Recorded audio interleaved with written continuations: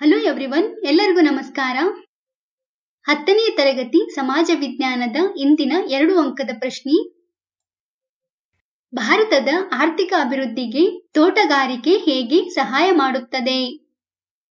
ಈ ಪ್ರಶ್ನೆಯ ಉತ್ತರ: ತೋಟಗಾರಿಕೆ ಬೇಸಾಯವು ಹೆಚ್ಚು ಸಾಂದ್ರಯುತ ಹಾಗೂ ವಾಣಿಜ್ಯ ಮಾದರಿ ಬೇಸಾಯವಾಗಿದೆ.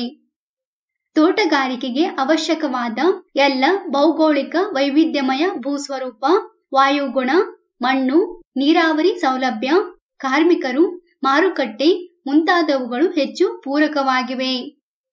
ತೋಟಗಾರಿಕೆ ಬೇಸಾಯವು ವ್ಯವಸಾಯ ಕ್ಷೇತ್ರದಲ್ಲಿ ಪ್ರಮುಖವಾದ ಆರ್ಥಿಕತೆಯನ್ನು ಹೊಂದಿದೆ.